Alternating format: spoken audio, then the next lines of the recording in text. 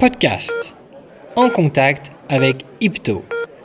Les secrets des rois du phoning et de la télévente.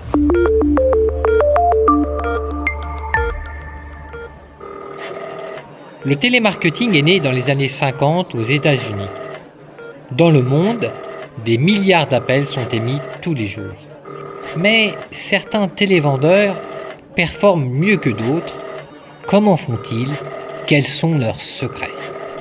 Dans notre série de podcasts et de vidéos, vous allez découvrir pourquoi le phoning demeure un canal de vente incroyablement efficace et quels sont les outils de ces télévendeurs de génie. On vous dit tout. Mais d'abord, un grand merci à Ipto, partenaire de cette enquête. Leader européen de la fourniture de leads intentionnistes, Ipto vous permet d'optimiser l'efficacité de vos campagnes de télévente. Place à l'épisode. Guillaume Miller, de télévendeur à grand directeur. Il y a des fulgurantes success stories dans la télévente, comme celle de Guillaume Miller. Diplômé en sciences politiques, Guillaume a commencé en tant que simple téléenquêteur. Dans les années 90, rue Firmin-Gillot, le QG de Téléperformance est considéré alors comme la Silicon Valley française du télémarketing. Guillaume passe vite ensuite à la télévente. Il y fait ses classes en vendant des fiches des éditions Atlas, des abonnements Canal+, ou en générant du trafic vers les concessions Harley-Davidson. Il a ensuite piloté le département Téléaction, ce département qui a fait la renommée de Téléperformance. Selon Guillaume, la clé dans le métier de la télévente est d'être une personne équilibrée, de bonne humeur et de disposer de fichiers bien qualifiés. Le bottin, c'est pas trop ça.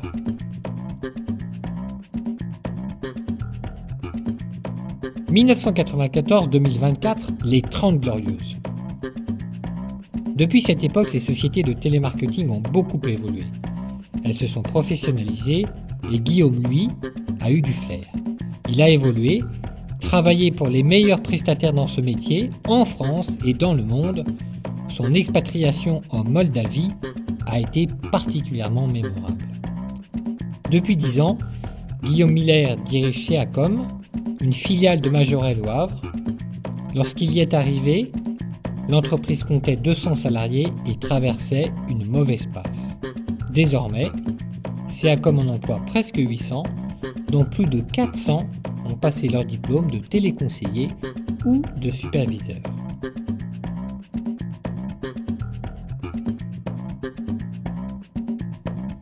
Pour Guillaume, les leads intentionnistes sont un peu la suite des sociotypes. Alors Guillaume Miller, est-ce qu'il est utile de présenter Guillaume Miller ? D'où viens-tu ?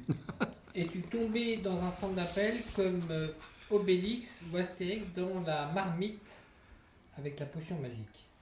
Eh bien, exactement, un petit peu comme ça, parce que j'étais un jeune diplômé qui avait du mal à trouver un premier emploi. Et à un moment donné, j'habitais dans le 15e arrondissement et je me suis dit, faut que je trouve un boulot là très rapidement, mais pas loin de chez moi, qui pourra me permettre de continuer à faire mes recherches. Et puis donc, je suis arrivé rue Firmin-Gillot, au 5e étage, en tant que téléenquêteur, et puis où j'ai été téléenquêteur pendant quelques semaines, quelques mois. Et très rapidement, je suis descendu au 4e étage, je crois que c'est le 5e et le 4e. Et je suis arrivé au département Action Commerciale, le département historique du télémarketing en France. Et puis donc après j'ai monté les échelons et j'ai été pris de passion immédiatement par ce métier. On est en quelle année ? Tu avais fait quel type d'études ? Alors moi j'avais fait des études en sciences politiques. J'ai un DESS, donc c'est l'équivalent d'un Master 2 de communication politique à Panthéon-Sorbonne. Et j'ai une maîtrise de lettres aussi. Et une maîtrise de technique et langage des médias. Tu voulais faire de la politique ? Ouais, je voulais travailler soit dans la communication, soit dans la politique. Ouais. Et tu fais de la politique ? Non, alors j'en ai fait un petit peu effectivement récemment, mais il se fait que mes études de lettres et mes études de communication politique m'ont servi très fortement dans le métier, parce que la relation client, c'est de la communication.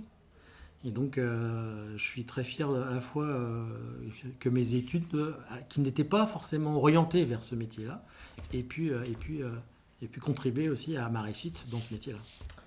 Quand tu arrives rue Firmin-Gillot, on est quoi avant les années 2000, c'est ça? Oui, 96, Il y a exactement. Février 96. C'est beaucoup des J'avais 28 ans. Beaucoup des opérations commerciales, non? Ben, il y avait plusieurs départements. Il y avait le département études et sondages. C'est là où je suis arrivé au tout début, sous la coupe de Gwenaël Roussel. Et puis il y avait le département action commerciale qui avait un peu évolué. Et donc, alors, je ne me souviens plus exactement qui était responsable à l'époque, mais enfin après c'était assez rapidement Sandrine Snellesen. Et puis Christophe Allard qui était très présent. Donc voilà, alors après, oui, il y avait le département réception d'appel aussi. Donc, il y avait ces trois gros départements. En fait, moi, mon département, parce que je suis devenu directeur du département action commerciale pendant quelques années, à mon époque, on était déjà 800. C'était 800 personnes qui travaillaient. Alors, c'était des contrats précaires. Il y avait à la fois un mixte CDI et contrat précaire dans les années 2000. Mais au début des années milieu 96, c'était des contrats courts, mais qui étaient renouvelés. Et donc, il y avait un mix, mais c'était à peu près 800 personnes. Donc, à Firmin-Gillot, il y avait 2000 personnes qui travaillaient, en fait. Donc 800 qui faisaient de la vente. Voilà. Et on vendait quoi? On vendait de tout, c'était ça qui était passionnant. Moi, on avait, quand j'étais directeur du département action commerciale, et je dirais que c'était peut-être là déjà le début du déclin du télémarketing en France, puisque j'étais directeur au début des années 2000. Et ça commençait peut-être à décliner le télémarketing. Alors j'avais déjà des services clients qui m'étaient rattachés déjà, mais j'avais 100 clients. J'avais 100 clients par an. Donc c'était des campagnes de télémarketing ou déjà des petites activités plus pérennes. 100 clients parce que les opérations étaient très ponctuelles? Non, oui, ponctuelles, mais c'était ponctuelles de plusieurs mois et qui pouvaient après se continuer. Mais on avait Canal+, on avait c'était passionnant. On avait les éditions Atlas, on avait je me souviens Center Park, Harley Davidson. On avait et c'était ça qui était fabuleux, c'est que tout était possible. Je me souviens qu'on faisait la création de trafic en concession automobile. Et donc on envoyait on avait donc une base de données qui était renseignée par rapport au contrôle technique et sous le prétexte du contrôle technique, on poussait les personnes à aller en concession automobile pour acheter une voiture. Et donc on allait très très loin, c'est-à-dire qu'on prévendait la voiture en fait. Et donc c'était ça c'était incroyable ce qu'on pouvait faire. Et Harley Davidson, je me souviens, ils avaient fait un événement sur la Seine, sur un bateau. Et donc, pareil, on avait fait une opération pour créer du flux lors de cet événement. Il y avait à l'époque, en effet, beaucoup d'opérations, ce qu'on appelle de création de trafic en magasin. Oui. Dans les concessions. Qualification de fichier, création de trafic, prise de rendez-vous, et puis aussi de la vente directe. Il faut déjà des très bons télévendeurs ou il suffit de passer beaucoup d'appels? C'est les deux. C'est-à-dire qu'en fait, à l'époque, on était tel acteur. C'était quand même le nom du début, mais donc il y avait une partie effectivement un peu de théâtre dans ce qu'on faisait, mais en fait fallait plutôt être de bonne humeur pour pouvoir aussi faire profiter de notre bonne humeur nos interlocuteurs, et puis ensuite après il fallait aussi qu'il y ait une bonne adéquation entre le besoin et la demande en fait. C'est-à-dire que la qualification des fichiers était très importante. C'est-à-dire que si le fichier était mal qualifié, on avait quand même beaucoup plus de difficultés. On était là dans le télémarketing un peu bottin, et ça, c'était quelque chose qui n'était pas professionnel, en fait. Donc déjà, à l'époque, on comprend que le fichier, oui, c'est la clé. Là, c'est la clé, oui, bien sûr. Ouais. Et on fait comment pour en avoir du bon? Il y avait des opérations de qualification de fichiers aussi. Après, par exemple, Canal+. Alors, Canal+, c'était plutôt c'était le fichier des nouveaux emménagés. C'est-à-dire qu'à l'occasion d'un déménagement, on proposait Canal+. Donc il y avait quand même déjà une idée en fait. Bon fichier, et après, bonne capacité de vente, capacité d'écoute, capacité de conduite d'entretien. Qu'est-ce qui fait un bon télévendeur selon toi? Et est-ce qu'entre l'époque et maintenant, ça a changé? Alors ça a changé un tout petit peu, mais c'est peut-être là, en région parisienne, à rue Firmin-Gillot, il faut se le dire, on avait quand même beaucoup d'étudiants. Il y avait moins de CDI qu'aujourd'hui. On était sur des activités qui étaient donc plus ponctuelles. Et donc on avait un niveau d'études, un niveau de formation qui était quand même assez élevé. et qui permettait aussi d'avoir des personnes qui avaient une excellente argumentation, mais sans besoin d'une formation très, très importante. Donc c'est ça qui a un petit peu changé, parce que maintenant le métier s'est professionnalisé finalement. Parce qu'on peut dire aussi qu'à cette époque-là, c'était un peu l'âge d'or. Et donc avec le développement plutôt, des services externalisés, on est passé effectivement à une professionnalisation des salariés, avec des gens qui sont en CDI de manière durable, parce qu'on est un secteur qui crée énormément d'emplois. CDI. Il faut dire avec un niveau peut-être de formation moindre que ce qu'on avait à l'époque. C'est ça. Cette réalité des centres d'appel où travaillent beaucoup d'étudiants qui venant des sciences. Donc c'est moins vrai humaines, maintenant. C'est moins vrai maintenant. le cas. C'était le cas également dans d'autres villes ou c'était le propre de Paris et des plateaux parisiens? Oui, non, c'était. Parce que tu as travaillé ailleurs après, toi. Oui, j'ai travaillé ailleurs. Oui, non, il y avait. En fait, assez rapidement, parce que c'est vrai que moi j'ai connu cette transition. 96, c'était encore les contrats courts. Après, le CDI, c'est même moi qui ai mis en place les premiers CDI. Je me souviens à Firmagilo, c'est peut-être les années 98. Et puis après, on est allé vers une professionnalisation et puis moins d'activités en télémarketing et plus de services externalisés. Puis il y a eu des pôles qui ont été créés chez Téléperformance et qui justement des pôles qui étaient spécialisés dans la relation client, mais non ponctuelle. Voilà. Mais après, donc on a été confronté justement à ne plus attirer les étudiants. C'est-à-dire que les étudiants perçoivent ce métier-là qui est mal connu et qui est souvent victime de préjugés. Ils ne le perçoivent pas de manière attractive, en fait. Et c'est là où il y a un gros travail, nous, en tant que chef d'entreprise dans ce secteur-là, pour attirer les étudiants. C'était le cas de Seacom en Normandie, là. C'est-à-dire que quand je suis arrivé il y a une dizaine d'années, il n'y avait aucun étudiant qui travaillait à Seacom. Aucun. On va y revenir après. Le télévendeur de l'époque, des bons fichiers, des gens bien formés. Toi-même, tu as vendu au téléphone? Oui, ouais, alors t'étais très bon? Techniquement, j'ai commencé en tant que téléenquêteur. Voilà, en fait, mes premiers appels, c'était en tant que téléenquêteur. Et ce qui était très dur, les enquêtes aussi par téléphone, parce que c'était très long. En fait, souvent on disait, bah voilà, ça va durer un quart d'heure, alors que on savait que ça durait 30 minutes, 40 minutes. Donc il fallait aller au bout du questionnaire, et si on n'allait pas au bout du questionnaire, le contact était perdu en fait.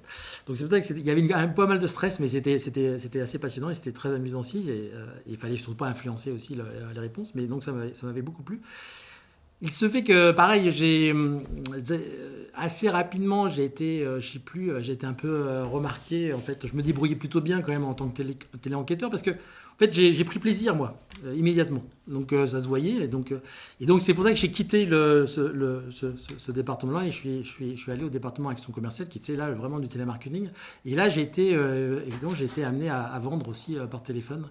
Je me souviens le temps retrouvé. Là, j'ai vraiment travaillé sur ce magazine-là. On vendait autant le gadget qui était avec le magazine que l'abonnement. Et puis les fiches dont je t'ai parlé, les fiches édition Atlas, et qui n'étaient pas faciles à vendre, hein, mais on avait quand même une gamme de produits qui était assez vaste et ça nous permettait de rebondir et de pouvoir proposer d'autres collections de fiches. Voilà. Les prérequis comportementaux, intellectuels d'un télévendeur, ils sont demeurés les mêmes depuis, ou tu penses qu'il fallait des capacités à l'époque bien différentes de celles qui sont nécessaires aujourd'hui? Je trouve que c'est plus difficile aujourd'hui parce que le télémarketing, c'est un métier où on peut, sans être formé très longtemps, on peut s'exprimer assez facilement. Sans beaucoup d'expérience. Maintenant, on est sur des activités avec des logiciels qui sont déportés. Et là, ça demande des semaines de formation et des mois d'apprentissage, en fait. Et donc, c'est un métier qui est tellement sophistiqué qu'il demande une expertise plus importante et qui ne s'acquiert pas spontanément. On peut avoir un talent naturel à parler au téléphone, en fait, ou parfois on peut se révéler. Parce que parfois, il y a des gens très timides qui s'expriment, qui sont excellents au téléphone, alors qu'ils sont timides dans la vie. Mais maintenant, ça passe par quand même des formations qui sont longues, où il faut être attentif, il faut prendre la culture de la marque, l'univers client, et c'est pas ça, c'est moins simple. Mais voilà, c'est ça, la grande différence, c'est ça. C'est la fin des années 90 où les entreprises comprennent l'intérêt d'externaliser des services entiers de leurs activités. Et c'est là où ça bascule, en fait. Ton expérience t'a-t-elle permis de rencontrer des génies de la télévente? Est-ce que tu as souvenir de rencontres de personnalités, de gens qui avaient un talent particulier? J'avais des collègues qui étaient excellents. On avait des ce qu'on appelle des très très bons vendeurs aussi. Hein. Voilà, effectivement. Après, j'ai fait des rencontres assez fortes. Hein. Mais bon, après, je suis devenu responsable de l'unité opérationnelle. Donc là, j'avais plusieurs clients qui m'étaient rattachés. Alors, au début, j'avais American Express. Je m'occupais d'une activité American Express au démarrage. Puis après, j'ai eu MAF Assurance. Puis après, j'en ai eu plein d'autres. Mais oui, alors non, mais on fait des rencontres. Après, certains font carrière, d'autres vont vers d'autres cieux. La plupart, comment dire, reconnaissent quand même l'intérêt du passage reconnaissait l'intérêt de ces années-là, quoi. D'accord. Mais je reviens à ma question. Est-ce que tu as déterminé chez ces gens-là qu'ils avaient un dénominateur commun ou Non, on ne peut pas forcément dire ça. Après, s'il fallait écrire le profil type du télévendeur de génie, on a bien compris qu'il lui faut du fichier. Oui, mais en fait, il faut de l'empathie, il faut de la bonne humeur, il faut être équilibré aussi dans sa vie perso, je pense, pour justement pouvoir savourer ce travail-là.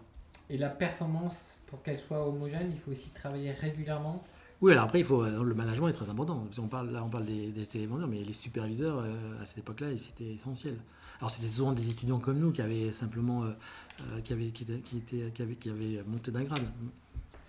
Est-ce que tu connais Ipto et ce qu'on appelle les fournisseurs de lead intentionnistes? Ces gens dont le métier est devenu le métier de produire et de savoir qualifier que quelqu'un est en phase d'achat d'une assurance, d'une voiture, etc. Et ils vont collecter cette information sur Internet. Tu connais ça? Oui, alors si je connais, alors je connais pas forcément ce nom-là, mais effectivement, je connais ceux qui travaillent pour trouver, qui font du data mining pour récupérer des données qui peuvent être intéressantes justement dans le cadre du marketing, bien sûr. Ouais. En plus, moi je me souviens que j'avais fait les sociostyles à l'époque, dans mes études, et voilà. Et donc en fait, c'est cette ouverture aussi qui a fait que je me retrouvais, à travers mes études, je me retrouvais évidemment dans la réalisation aussi du métier. Il y a peut-être un point commun entre la difficulté à trouver des très, très bons télévendeurs et CACOM au Havre, c'est votre obsession de fidéliser des gens. Aujourd'hui, vous faites un gros travail pour les recruter et les fidéliser. Ouais. Ça marche plutôt bien. Oui, 85% de CDI au Havre. Alors, il nous faut toujours une petite part quand même de contrats plus courts, puisqu'on est quand même des aléas au niveau des volumes d'activité au cours de l'année, mais 85% de CDI pour l'entreprise comme nous, c'est vraiment un très bon taux, et effectivement avec un taux de fidélisation assez important. Quand tu arrives au Havre, vous êtes 200 salariés, le site a des grandes chances de fermer. Oui. Et on est 10 ans, 15 ans après? Il y a 10 ans. 10 ans, il y a 700 personnes. Oui, c'est ça, un peu plus. C'est le premier employeur privé de la ville, c'est ça? Oui, l'un des premiers. Non, alors le premier privé, c'est l'hôpital. Quelles sont les recettes du succès? Qu'est-ce qui s'est passé? Eh bien, ce qui s'est passé, c'est qu'effectivement, c'était une entreprise qui était en difficulté à la fois économique et sociale. Et ce qui s'est passé, c'est qu'il fallait redonner l'envie et donner du sens au travail, en fait. C'est un peu ça. C'est-à-dire que comme on est un sous-traitant, on travaille pour des marques qui sont beaucoup plus connues que nous, et c'est jamais simple. C'est